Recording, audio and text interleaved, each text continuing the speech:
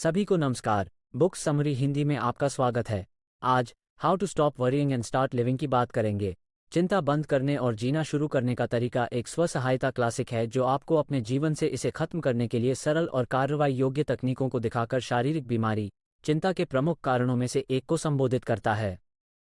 ये पुस्तक 12 साल बाद 1948 प्रकाशित हुई थी और चिंता से निपटने के कई तरीकों का वर्णन करती है, जो हृदय रोग, मधुमेह, गठिया, पेट के अल्सर और उच्च रक्तचाप जैसी बीमारियों के प्रमुख कारणों में से एक है। कार्नेगी कई रणनीति प्रस्तुत करते हैं और केस स्टडी के साथ उनका समर्थन करते हैं। चिंता करना कैसे बंद करें और सारांश में जीना कैसे शुरू करें। पार्ट 1:3 चरणीय दृष्टिकोण के साथ भ्रम को दूर करें और आप इसके कारण होने वाली चिंता को दूर कर देंगे। जब आप चिंतित होते हैं कि आप चीज़ों को करने में व्यस्त नहीं हैं, लेकिन चूंकि कार्रवाई करना ही एकमात्र ऐसी चीज़ है जो आपकी स्थिति में सुधार कर सकती है, चिंता करने में बिताया गया हर मिनट आपके जीवन को बेहतर नहीं बनाता है। लेकिन अपने जीवन में चिंता की मात्रा को कम करने के लिए आपको पहले इसका कारण खोजना होगा। बेशक कई हैं, लेकिन सबसे बड़े में से एक भ्रम है। हम कभी नहीं जानते कि आगे क्या होने वाला है और यह हमें पागल कर देता है। उदाहरण के लिए गैलन लिचफील्ड को लें, जो एक नागरिक थे और बाद में द्वितीय विश्व युद्ध के दौरान शंघाई में फंसे युद्ध के कैदी थे, जब जापानियों ने इस पर कब्जा कर लिया था।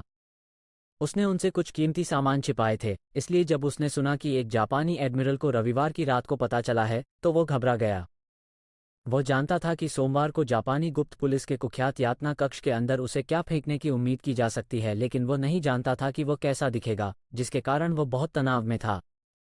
उन्होंने इससे निपटने के लिए इस 3 चरणीय दृष्टिकोण का उपयोग किया। आप जो जानते हैं और जिसके बारे में आप चिंतित हैं, उसे लिखकर अपने तथ्यों को स्पष्ट करें।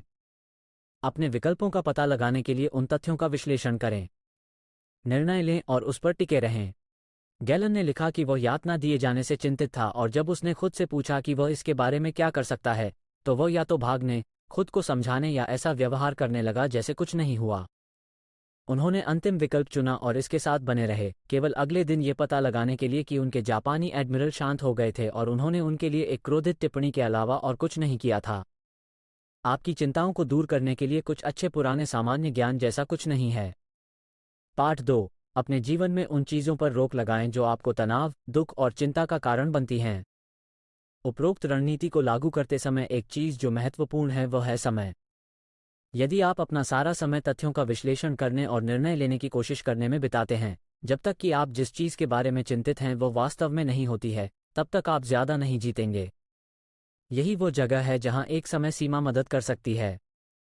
इसे लागू करने के लिए आप व्यापार और निवेश से एक विचार को अनुकूलित कर सकते हैं, स्टॉप लॉस। स्टॉप लॉस का उपयोग आपकी वित्तीय कमी को सीमित करने के लिए किया जाता है। उदाहरण के लिए, यदि आप $10 में 200 स्टॉक खरीदते हैं और अपना स्टॉप लॉस $8 पर सेट करते हैं, तो आपका ट्रेडिंग सॉफ्टवेयर स्वचालित रूप से आपके सभी स्टॉक बेच देगा यदि वे $8 या उससे कम हो जाते हैं, ये सुनिश्चित करते हुए कि आपका अधिकतम कुल नुकसान $400 $200 पर सीमित है। यदि कोई बात आपको तनाव, दुख या चिंता का कारण बनती है, जैसे कि कोई दोस्त किसी मूर्खतापूर्ण विषय पर झगड़ा करता है, कोई रिश्ता टूट जाता है या आपके बॉस आपको बताते हैं कि आपने एक बुरा काम किया है, तो अपना पैर नीचे रखें और एक सीमा निर्धारित करें। कहो, इतना दूर और एक कदम आगे नहीं, क्या मैं खुद को इसके बारे में चिंता करने दूंगा? यह एक समय सीमा या एक सामान्य नियम हो सकता है, जैसे कि हाल एलरोड का 5 मिनट का नियम या लड़ाई के तुरंत बाद दूसरों को क्षमा करने के लिए एक दिशानिर्देश, नफरत रखने के बजाय। पार्ट 3 नकारात्मक प्रतिक्रिया के बारे में जुनूनी होने के बजाय आलोचना को प्रशंसा के रूप में सोचें। आलोचनात्मक चिंतन महत्वपूर्ण है। प्रतिक्रिया महान कार्य करने का एक अनिवार्य हिस्सा है। हालांकि सभी आलोचनाएं रचनात्मक नहीं होती हैं। आपको ये तय करने में सावधानी बरतनी होगी कि किसे सुनना है और किसे अनदेखा करना है। हालांकि एक चीज़ जो आप सभी आलोचनाओं के साथ कर सकते हैं, वह है इसे एक प्रशंसा के रूप में लेना। 90% समय लोग अपने बारे में बेहतर महसूस करने के लिए अपनी राय देते हैं, क्योंकि वे आपको कुछ सही करते हुए देखते हैं और इससे उन्हें खतरा होता है। हम हमेशा उन लोगों की आलोचना करते हैं जिनसे हम ईर्ष्या करते हैं, इसलिए हम तुलना करके बेहतर महसूस कर सकते हैं, इसलिए नहीं कि वे बेहतर काम कर सकें।